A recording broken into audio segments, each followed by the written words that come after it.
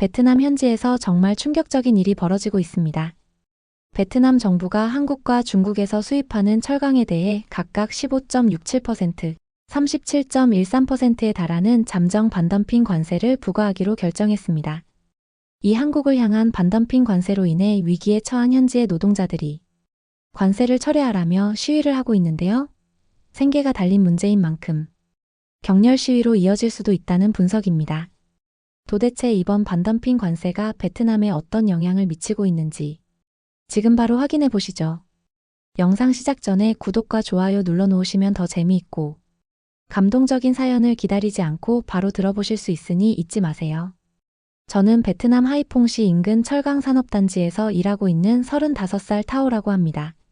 현재 한국의 포스코 법인에서 품질관리팀장으로 일하고 있습니다. 저와 함께 저의 아버지, 형, 그리고 여동생까지 모두 같은 철강산업단지에서 일하고 있습니다. 우리 가족이 이렇게 한 산업에 모두 몸담게 된 것은 10년 전. 한국 기업들이 우리 지역에 대규모 투자를 시작하면서부터였습니다. 그 전까지 우리 마을은 어업과 소규모 농업으로 겨우 생계를 유지하던 가난한 지역이었습니다. 하지만 한국 철강 기업들이 들어오면서 모든 것이 변했죠. 아버지 역시 60대의 나이에도 불구하고 공장 내 식당 관리직으로 취직하셨고, 형은 물류팀에서 여동생은 사무직으로 일하게 되었습니다. 우리 가족의 수입은 3배 이상 늘었고 처음으로 제대로 된 집을 장만할 수 있었습니다. 그리고 이건 우리 가족만의 이야기가 아닙니다.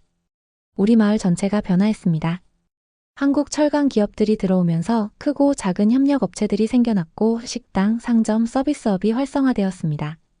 심지어 한국마을이라 불리는 한국인 주거단지까지 생겨났으니까요.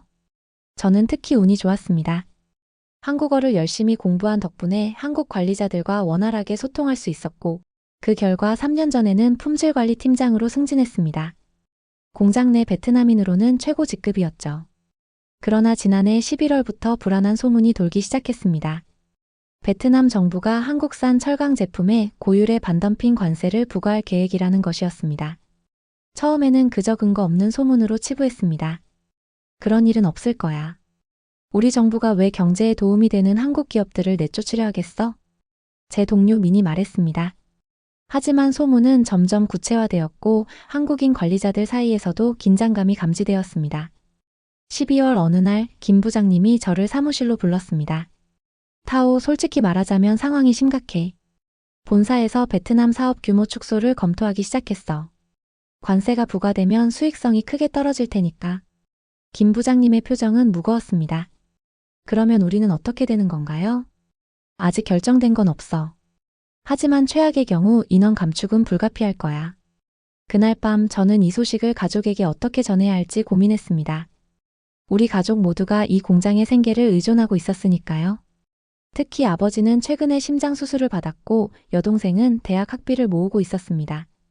소문은 금세 공장 전체로 퍼졌고 노동자들 사이의 불안감이 커져갔습니다. 어떤 이들은 먼저 다른 일자리를 알아보기 시작했고 또 다른 이들은 베트남 정부를 비난했습니다. 왜 우리 정부는 중국과 좋은 관계를 유지하려고 한국 기업들을 희생시키는 거야? 결국 피해보는 건 우리 같은 노동자들 뿐이라고. 베테랑 용접공흥의 분노 섞인 목소리가 휴게실에 울려 퍼졌습니다. 그러나 또 다른 목소리도 있었습니다. 그래도 우리 정부가 우리 산업을 보호하려는 거 아닐까? 한국 기업들이 너무 많은 이익을 가져가는 것도 사실이잖아. 기계정비공판의 말에 휴게실은 두 편으로 나뉘어 격렬한 논쟁이 벌어졌습니다. 저는 그 모습을 지켜보며 가슴이 아팠습니다. 모두가 같은 동료이자 친구들인데 국가 간 무역 갈등으로 서로를 적대시하게 된 것이었습니다. 1월이 되자 상황은 더욱 심각해졌습니다. 회사에서는 비용 절감을 위해 야간 근무를 줄이기 시작했고 신규 채용도 동결되었습니다. 그리고 가장 충격적인 소식이 들려왔습니다. 한국 본사에서 베트남 공장의 30% 인원 감축 계획을 검토 중이라는 것이었습니다. 그 소식을 들은 날 저는 퇴근 후 마을 어귀의 작은 식당으로 향했습니다. 그곳은 우리 공장 직원들이 자주 모이는 장소였습니다. 예상대로 많은 동료들이 모여 있었고 분위기는 무거웠습니다. 타오, 너는 회사 간부니까 뭔가 더 알고 있지 않아? 정말 대량 해고가 있을까? 저의 오랜 친구이자 동료인 리가 물었습니다. 확실한 건 없어. 하지만 상황이 좋지 않은 건 사실이야. 내 아이들은 어떻게 하냐고. 큰애는 이제 대학을 준비하는데 리의 목소리가 떨렸습니다. 그때 식당 텔레비전에서 뉴스가 나왔습니다. 베트남 정부 관계자가 한국과 중국산 철강 제품에 대한 반덤핑 관세를 공식화했다는 내용이었습니다. 이건 말도 안 돼. 우리 정부는 그냥 중국에 잘 보이려고. 한국도 함께 제재하는 거야. 누가 봐도 정치적인 결정이잖아. 홍의 목소리가 분노로 떨렸습니다. 그의 눈에는 두려움이 어려 있었습니다. 내 아이들은 이제 곧 대학에 들어가야 하는데 내가 일자리를 잃으면 그 아이들의 미래는 어떻게 되는 거지? 홍의 말에 식당에 있던 다른 노동자들도 고개를 끄덕였습니다. 누구나 같은 두려움을 안고 있었으니까요. 그때 판이 갑자기 소리쳤습니다. 한국 기업들이 우리 시장을 독점하는 게 당연하다고 생각해? 그들은 우리보다 기술이 앞서 있으니까 우리 시장을 다 가져가도 된다고. 정부가 나서서 우리 산업을 보호하는 건 당연한 일이야. 판의 목소리는 높았지만 그의 주장은 공허하게 들렸습니다. 모두가 알고 있었습니다. 베트남에는 한국 기업들을 대체할 만한 철강 기술이 없다는 것을. 중국 기업들은 품질이 한국에 비해 현저히 떨어졌고 일본은 가격이 너무 비쌌습니다. 판, 네가 하는 말이 얼마나 현실과 동떨어진 소리인지 알기나 해? 홍이 테이블을 치며 일어섰습니다. 한국 기업들이 떠나면 너는 어디서 일할 건데? 중국 회사? 그들이 우리에게 한국처럼 기술을 가르쳐 줄 것 같아? 한국 사람들은 10년 동안 우리를 동등한 파트너로 대해줬어. 내 딸은 한국 회사의 장학금으로 대학에 다니고 있다고. 판의 얼굴이 붉어졌습니다. 그가 맞받아칠 말을 찾는 동안 공장에서 일하는 여성 노동자 린이 조용히 말했습니다. 내 남편은 6개월 전에 중국 회사에서 일하다가 대량 해고됐어요. 이유는 중국 본사가 더 싼 노동력을 찾아서 캄보디아로 공장을 옮겼대요. 그들은 우리를 그냥 쓰고 버릴 수 있는 도구로 봐요. 하지만 한국 사람들은 적어도 우리를 가르치려고 했어요. 판은 더 이상 할 말을 찾지 못했습니다. 그의 반박은 감정적인 외침에 불과했고 현실을 직시하지 못한 공허한 애국심이었습니다. 두 사람 사이에 팽팽한 긴장감이 흐르는 순간 저는 사이에 끼어들었습니다. 진정해. 우리끼리 싸워봤자 달라지는 건 없어. 지금은 우리 가족과 미래를 위해 무엇을 할 수 있을지 생각해야 할 때야. 그날 밤 집으로 돌아가는 길에 저는 마을의 변화를 목격했습니다. 몇 개월 전만 해도 활기찼던 상점들이 문을 닫기 시작했고 텅 빈 건물이 늘어가고 있었습니다. 한국 기업의 축소 가능성만으로도 이미 지역 경제가 타격을 입고 있었던 것입니다. 다음 날 아침 공장에 도착하자 예상치 못한 소식이 기다리고 있었습니다. 한국 본사에서 중역들이 급히 베트남을 방문한다는 것이었습니다.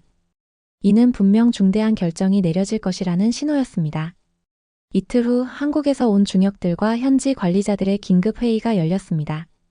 품질관리팀장인 저도 참석하게 되었습니다. 회의실 분위기는 무거웠고 한국 중역들의 표정은 심각했습니다. 박 이사는 베트남 사업의 현황과 전망에 대한 프레젠테이션을 시작했습니다. 그리고 마지막 슬라이드에서 충격적인 내용이 공개되었습니다. 반덤핑 관세가 현실화될 경우 우리는 베트남 공장의 생산량을 50% 축소하고 인원의 40%를 감축해야 합니다. 회의실이 얼어붙었습니다. 40%라면 약 1,800명의 직원이 일자리를 잃게 되는 숫자였습니다. 이건 너무 극단적인 조치 아닙니까? 현지 인사팀장이 조심스럽게 물었습니다. 우리도 원치 않습니다. 하지만 15%의 관세가 부과되면 수익성이 크게 떨어져 더 이상 현 규모를 유지할 수 없습니다. 침묵이 흐른 후 저는 용기를 내어 발언했습니다. 이 결정이 공장 직원들과 지역 사회에 미칠 영향을 고려해 주셨으면 합니다. 이곳의 많은 가정이 우리 회사의 생계를 의존하고 있습니다. 그리고 이 지역 경제 전체가 무너질 수 있습니다. 한국인 중역들이 저를 주목했습니다. 당신의 우려는 이해합니다. 하지만 기업으로서 우리도 어쩔 수 없는 선택을 해야 할 때가 있습니다. 관세가 부과되면 베트남에서의 생산은 더 이상 경쟁력이 없어집니다. 회의가 끝난 후 김 부장님이 저를 따로 불렀습니다. 타오, 너의 발언은 용기 있었어. 하지만 현실은 냉혹해. 이 상황을 타개할 방법이 없다면 최악의 결정이 내려질 거야. 정말 방법이 없을까요? 베트남 정부를 설득하거나 다른 제품으로 전환하는 건요? 우리도 모든 가능성을 검토하고 있어. 하지만 시간이 얼마 없어. 그날 저녁 저는 무거운 마음으로 집에 돌아왔습니다. 아버지는 제 표정을 보고 바로 알아차리셨습니다. 저는 오늘 회의에서 들은 내용을 가족에게 솔직하게 이야기했습니다. 아버지는 깊은 한숨을 내쉬셨고 여동생은 눈물을 글썽였습니다. 이제 어떻게 해야 하지? 다들 일자리를 잃으면. 형은 두 아이의 아버지였기에 더욱 걱정이 컸습니다. 그날 밤 저는 잠들지 못하고 고민했습니다. 그리고 아침이 되자 결심을 굳혔습니다. 무언가 행동해야 했습니다. 먼저 저는 공장의 각 부서 책임자들을 비공식 모임에 초대했습니다. 20명 정도가 모였고 저는 현재 상황과 예상되는 결과를 공유했습니다. 우리가 지금 가만히 있으면 많은 사람들이 일자리를 잃게 될 겁니다. 그리고 이 지역 전체가 경제적 타격을 입을 거예요. 우리는 무언가 해야 합니다. 하지만 우리가 뭘 할 수 있지? 이건 정부와 기업 간의 문제잖아.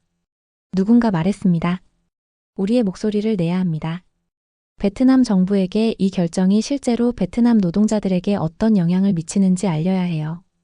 그렇게 우리는 철강산업노동자권익위원회라는 비공식 모임을 결성했습니다.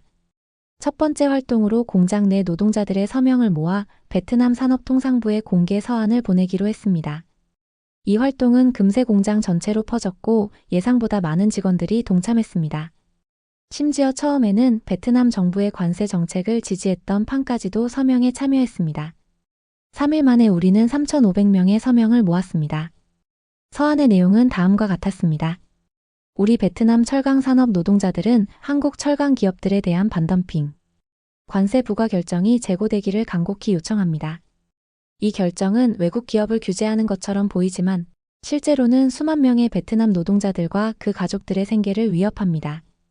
또한 10년 이상 쌓아온 기술과 노하우가 사라질 위기에 처해 있습니다. 우리는 정부가 단기적인 무역 균형보다 국민의 일자리와 미래를 우선시해 주기를 바랍니다. 서한을 산업통상부에 전달한 후 우리는 지역 언론에도 이 문제를 알리기 시작했습니다. 처음에는 소규모 온라인 매체에서만 다루어졌지만 점차 더 큰 언론사들도 관심을 보이기 시작했습니다. 그러던 중 예상치 못한 도움이 찾아왔습니다. 한국 대사관의 경제 담당 외교관이 우리 공장을 방문한 것입니다. 그는 우리의 활동을 들었다며 한국 정부도 이 문제를 외교적 차원에서 논의하고 있다고 알려주었습니다. 하지만 모든 이들이 우리의 활동을 지지한 것은 아니었습니다. 일부 베트남 국영 철강 기업 관계자들은 우리를 외국 기업의 앞잡이라고 비난했고 심지어 익명의 협박 전화까지 받게 되었습니다. 너희가 뭘 안다고 나서는 거야? 국가 이익을 위해서는 단기적인 희생이 필요할 수도 있어. 한 통화에서 누군가가 분노에 찬 목소리로 말했습니다. 압박에도 불구하고 우리는 계속해서 활동했습니다. 두 번째 서한에는 5,000명 이상의 서명이 모였고 우리는 지역 국회의원들에게도 이 문제를 알렸습니다. 2월 중순 드디어 작은 희망의 빛이 보이기 시작했습니다. 베트남 산업통상부에서 반덤핑 관세 결정을 재검토하고 있다는 소식이 전해진 것입니다. 특히 일부 한국 기업들에 대해서는 면제 조항을 고려하고 있다고 했습니다. 3월 초 베트남 산업통상부 차관이 직접 우리 공장을 방문했습니다. 그는 노동자 대표들과의 간담회에서 정부의 입장을 설명했습니다. 정부는 국내 산업 보호와 국민 일자리 모두를 고려하고 있습니다. 우리는 한국과 같은 중요한 경제 파트너와의 관계를 소중히 생각합니다. 반덤핑 조사는 계속되지만 최종 결정에는 여러분의 목소리가 반영될 것입니다. 그날 저녁 우리 가족은 오랜만에 함께 웃을 수 있었습니다.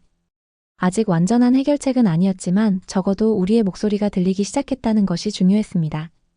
그리고 베트남 정부는 최종 결정을 내렸습니다. 결국 한국 철강 제품에 대한 관세를 부과하기로 한 것입니다. 도금 강판의 15.67%, 중국산에는 최대 37.13%의 반덤핑 관세가 부과된다는 내용이었죠. 포스코와 동국제강, KG스틸은 관세 대상에서 제외되었지만 현대제철에는 13.7%의 관세가 적용되었습니다. 결과는 참혹했습니다. 현대제철은 즉시 생산량을 축소하고 대량의 직원 감축을 실행한다고 발표했습니다. 우리 마을은 하루아침에 생기를 잃었습니다. 8년간 함께 일했던 동료들이 짐을 싸서 떠나갔고 상점들은 문을 닫았습니다. 우리 가족도 무너져 내렸습니다. 아버지는 식당 관리직에서 해고되었고 형은 현대제철에서 일하다가 일자리를 잃었습니다. 여동생의 장학금도 중단되었습니다. 한 달 사이에 가족의 수입은 70%나 감소했습니다. 이게 다 정부 탓이야. 무슨 생각으로 이런 결정을 내린 거야. 분노한 노동자들이 거리로 쏟아져 나왔습니다. 처음에는 평화로운 시위였지만 점차 격렬해졌습니다. 정부 청사 앞에서는 실직한 노동자들과 경찰이 충돌했고 여러 명이 부상을 입었습니다. 우리 아이들은 어떻게 하라고? 이게 국익을 위한 결정이라고? 누구의 국익을 위한 거야? 공장 지역은 유령 도시가 되어갔습니다. 한때 활기찼던 거리는 텅 비었고 학교는 학생 수가 절반으로 줄었습니다. 병원에서는 의료비를 낼 수 없는 환자들이 치료를 포기했습니다. 베트남 정부는 뒤늦게 실직자 지원 프로그램을 발표했지만 거칠애에 불과했습니다. 지원금은 한 달 생활비에도 미치지 못했고 재취업 교육은 자리가 너무 적었습니다. 이게 정부가 말한 산업보호야? 누구를 보호하겠다는 거지? 시위는 점점 더 확산되었습니다. 철강 산업뿐만 아니라 다른 산업의 노동자들도 동참하기 시작했습니다. 그들 모두 같은 두려움을 안고 있었습니다. 외국 투자의 급격한 감소로 베트남 경제 전체가 휘청거리기 시작했으니까요. 우리 가족은 결국 뿔뿔이 흩어졌습니다. 형은 일자리를 찾아 호치민으로 떠났고 여동생은 학업을 중단하고 의류 공장에서 일하기 시작했습니다. 아버지는 건강이 악화되어 고향으로 돌아가셨습니다. 저는 다행히 포스코에서 계속 일할 수 있었지만 승진의 기회는 사라졌고 급여도 20% 삭감되었습니다. 매일 아침 출근길에 텅 빈 거리를 지나며 저는 생각합니다. 국가 간 무역 분쟁의 대가를 결국 누가 치르고 있는지. 이제 하이퐁의 철강산업 단지는 절반이 텅 비었습니다. 한때 베트남의 포항이라 불리던 이곳은 이제 잃어버린 10년을 이야기하는 상징이 되어가고 있습니다. 한국 기업들이 떠난 자리를 중국 기업들이 일부 채웠지만 그들은 한국 기업들처럼 기술을 전수하지 않습니다. 그저 값싼 노동력만을 찾아온 것뿐이니까요. 우리의 꿈과 희망은 정치인들의 결정 한 번에 산산조각이 났습니다. 지금까지 저의 이야기를 들어주셔서 감사합니다. 베트남 경제부 최신 통계에 따르면 관세 부과 이후 베트남 철강 산업의 고용은 30% 감소했고 지역 경제는 45%의 위축을 겪었다고 합니다. 하지만 아이러니하게도 한국산 고품질 철강에 대한 수요는 여전해서 관세를 피하기 위한 우회 수입이 급증했고 이로 인해 베트남 정부의 관세 수입은 예상의 절반에 그쳤습니다. 베트남 내 철강 가격은 오히려 30% 상승해 건설 산업과 제조업에 큰 타격을 주고 있다고 합니다. 이런 걸 보면 정치적 결정이 실제 경제와 국민들의 삶에 얼마나 파괴적인 영향을 미칠 수 있는지 알 수 있습니다. 지금까지 특별한 한국의 이야기를 전해드리는 감동사연 베스트였습니다. 구독과 좋아요를 눌러주시면 영상 제작에 큰 힘이 됩니다. 소중한 의견도 댓글로 남겨주세요. 끝까지 시청해주셔서 감사드리고요. 더욱 더 좋은 영상으로 찾아뵙겠습니다.